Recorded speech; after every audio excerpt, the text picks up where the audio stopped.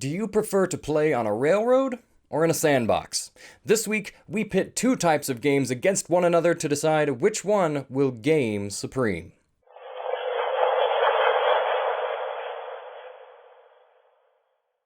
Hello players and GMs, I am Reese, and welcome to another video by Jetpack7.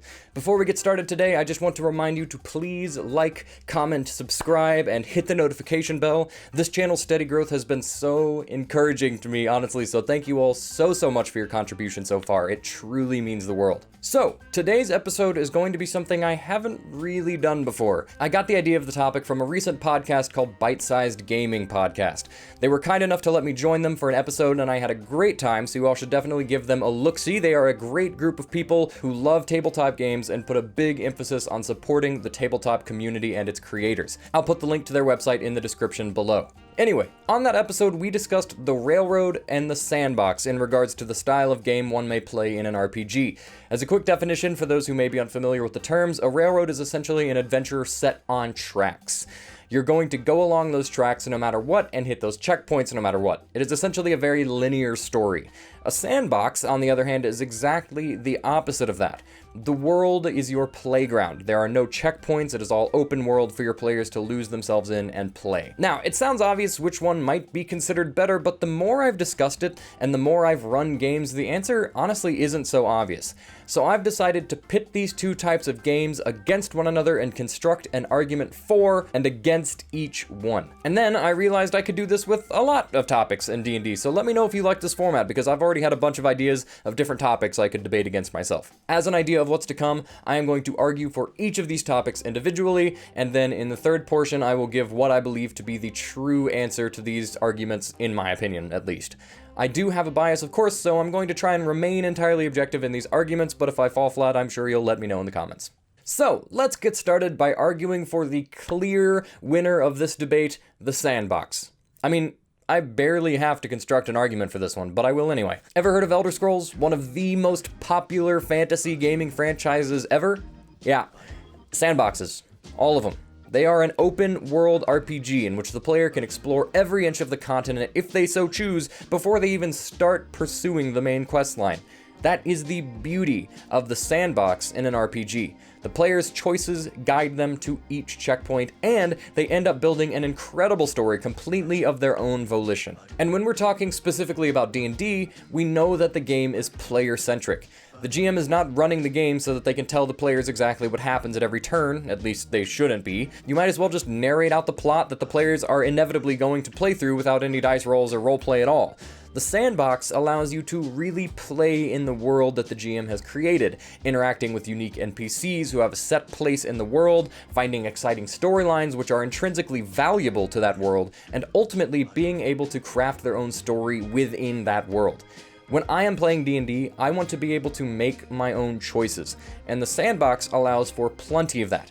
Agency is the name of the game for players in D&D. Every single D&D player I've ever met puts such a huge emphasis in feeling like their choices matter and that their decisions have a lasting impact on the world. And the sandbox is the clear choice for making that happen.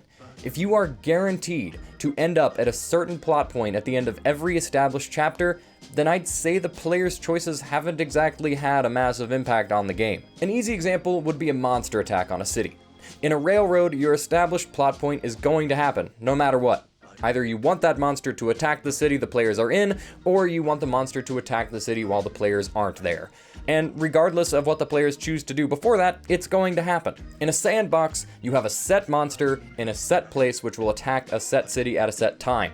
If the players just so happen to come across that monster and they slay it before it attacks the city, congratulations, you just saved the city before anyone even knew that it needed saving. This is the kind of impact players can have on a sandbox campaign, and it will surely feel extremely rewarding to them when they realize the implications of their actions. At the end of the day, the sandbox is better for the players, and those are who a game of D&D is all about. You've got some points there, but unfortunately I think you're forgetting one very crucial aspect of not just D&D, but humans in general. People crave structure. We want a structured storyline, something cohesive that tells a complete tale, beginning, middle, and end. A sandbox may allow the players to run around and waste time exploring random caves and villages that have no bearing on the plot, but a linear plotline is going to give the players a fulfilling storytelling experience without any of that fluff. Sure, there may not be 100,000 different things for the players to do, but what's the point in preparing all that stuff if the players will probably never even come across it? And someone you so conveniently forgot to mention is the GM, who many people forget is still one of the people playing D&D, whose time is valuable and who can only prepare so much between each session. It is truly quality versus quantity here, unless your DM has years to build a vividly detailed world. Do you want to explore a city that your GM barely put any effort into because it has no bearing on the story, or do you want to explore the beautifully laid out castle that will actually contain something pertinent to the plotline? I dare say that players will get more satisfaction out of experiencing something that actually matters over something that is just there to fill space. And I haven't even gotten to the fact that players need information to make decisions. If you drop your players in the city and just tell them they can do whatever they want, what do you think they're gonna do? Be productive and find all the exact points of significant plot that you placed there? No! They are going to meander around, steal stuff, mess with NPCs, and essentially act like player characters when there's free time in a campaign. And remember, you're running a sandbox, so you can't just change which NPC has the significant plot points or where the shop is that contains the secret artifact. But in a railroad campaign, you certainly can. If your player characters are meandering around the city for too long and it starts to get boring, you can just choose to have them run into the NPC they need to run into. You can change things so that the plot moves forward in the way that you intended, and that is not a bad thing at all. Yes, of course, it's important for the players to feel as though their characters have agency, but it is also important that they're able to play through a cohesive plot. Pacing, structure, the rise and fall of dramatic action, all of these are so crucial to storytelling, and in a sandbox you simply cannot control those ideas. Players are chaotic, we know this, but given just a little bit of structure, that chaos can create some beautiful moments within the plot you set before them. A good GM will make their players feel as though their characters have agency, regardless of what type of game they're running. You simply do not need to create an open world for that to happen. Alright, so I've considered both arguments, and I think I know where I personally stand. And surprise, surprise, it's somewhere kind of in the middle. We had a great conversation on the podcast about an alternative to both of these styles called the amusement park. Essentially, the amusement park is the idea that you can wander around, play, be free, and make whatever choices you'd like, but once you get on a ride, you're on it until the end. I like this idea, and I would love to play in this style of campaign because it would give you that sandbox feeling, but with several distinct choices to make about which plot point you'd like to pursue. It almost gives me this Gauntlet Dark Legacy feeling, where you've got your main hub at the beginning of the game, and then large signs which will dictate exactly where you'll go if you walk through the portals. And while I do really like this idea, this isn't really the type of game I run. I think I'd define my game style as more of a subway? Essentially, you're in a city or a large area, and you can choose which entrance to take to the subway, but depending on which one you choose, it may change where you end up. It's kind of hard to explain, but I like for my players' actions to determine where the plot leads. Most times, I don't know how certain storylines will unfold. I set my players at the beginning of that story, and then they choose which train to take, and sometimes it takes them to a wildly different direction than I expected, but I love that. Generally speaking, I do operate under the assumption that my players will try to pursue the stories I set before them.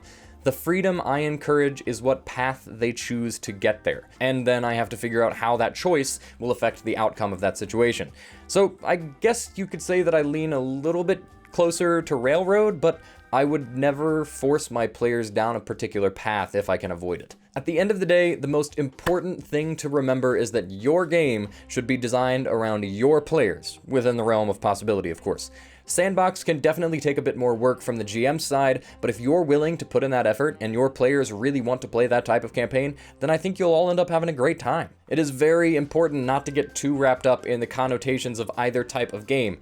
If your players are having fun, then you are running the right type of game. Alright, that is my closing argument for Sandbox versus Railroad. I sincerely hope you all enjoyed this format because I loved writing a video like this. Hopefully I was able to help you see both sides of this argument. Let me know in the comments what debates you'd like to see me discuss down the line, and if I like your subject, I'll give it my best shot. I look forward to making more videos like this in the future, but until then, thank you all very much for watching, and I'll see you around.